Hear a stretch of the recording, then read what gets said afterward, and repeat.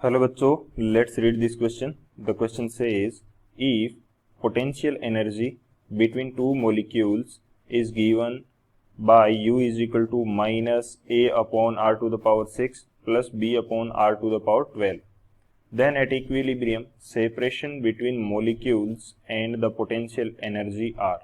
Option first, 2B by A and its power is 1 by 6, comma minus a square upon 2b. Option second, b upon 2a its whole power 1 by 6, comma minus a square upon 2b.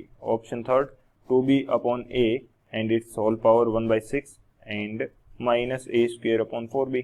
And option fourth, b upon a its whole power 1 by 6, comma 0.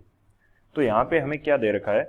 हमें potential energy दे रखी है दो molecules के बीच की, तो हमें equilibrium पे उनके बीच का सेपरेशन बताना है और वहां पे इक्विलिब्रियम पे पोटेंशियल एनर्जी कितनी होगी ये हमें बताना है. ठीक है, तो बात करते हैं की कंसेप्ट की.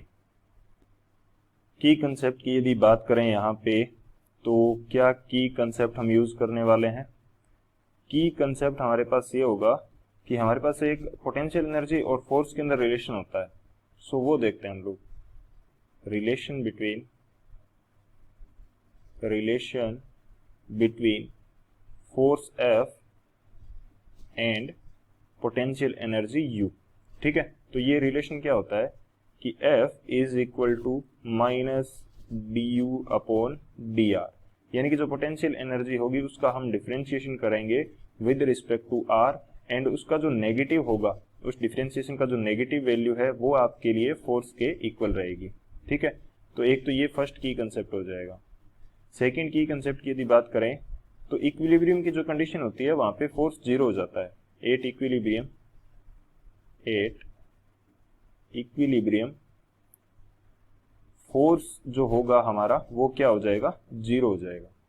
तो ये दो की कंसेप्ट हम यहाँ पे यूज करने वाले हैं. ठीक है, बात करते हैं सॉल्यूशन की. सॉल्यूशन की बात की जाए तो सबसे पहले हम क्या करेंगे, हम डिफरेंशिएशन कर देंगे और उसकी जो नेगेटिव वैल्यू है उसके इक्वल हमारा फोर्स आ जाएगा. तो करिए, डिफरेंशिएशन करते हैं. Minus D upon D R and you की जो वैल्यू है वो हमारे पास कितनी दे रखी है? वो हमें दे रखी है minus a upon r to the power 6 plus b upon r to the power 12. ठीक है, तो पहले मैं पॉजिटिव वाला लिख लेता हूँ, b upon r to the power 12 6. अब इसका डिफरेंशिएशन कैसे करेंगे? इसको थोड़ा सा और चेंज कर लेते हैं, तो इसको लिख देंगे b into r to the power minus 12. नीचे से ऊपर लेके जाएंगे माइनस में पावर आ जाएगी and minus a and r to the power minus 6. ठीक है, तो जब हम डिफरेंशिएशन करते हैं, डिफरेंशिएशन करने के बाद में क्या होता है कि पावर तो आ जाती है मल्टीप्लिकेशन में एंड पावर क्या हो जाती है? एक से कम हो जाती है. जैसे माइनस 12 है, माइनस 12 है, तो ये आ जाएगी माइनस 12 माइनस 1, यानी कि एक से कम हो गई. ठीक है, फिर माइनस का साइन और माइनस 6 तो आ जाएगा आगे, साथ में है a और r की पावर कितनी हो जाएगी? Minus 6 minus 1.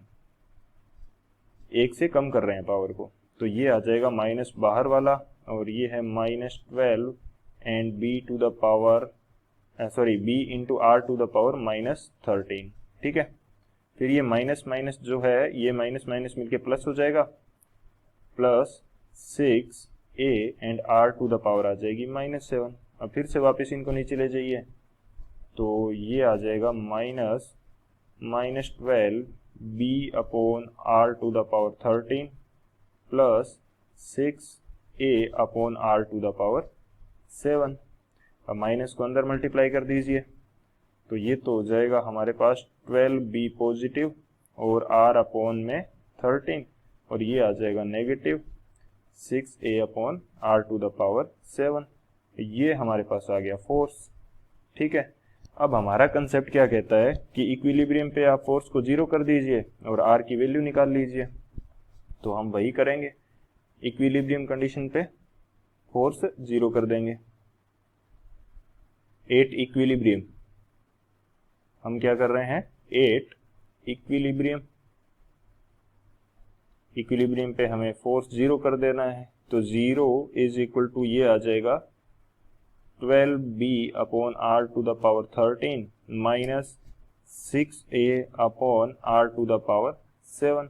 ठीक है, माइनस वाला जो 6 है upon r to the power 7 है, इसको दूसरी साइड ले जाएंगे तो ये हमारे पास आ जाएगा 12b upon r to the power 13 which is equal to 6a upon में r टू द पावर 7। तो यहाँ से 12 चला जाएगा 6 से 2 टाइम्स, और जो r निकल के आएगा यहाँ पे आएगी r टू द पावर 6, यहाँ पे 6 बच जाएगा। ठीक है, और ये हमारे पास आ जाएगा 2b अपॉन a के इक्वल। तो r यहाँ से कितना आएगा, ये आ जाएगा 2b अपॉन a एंड इसकी पावर बचेगी 1/6।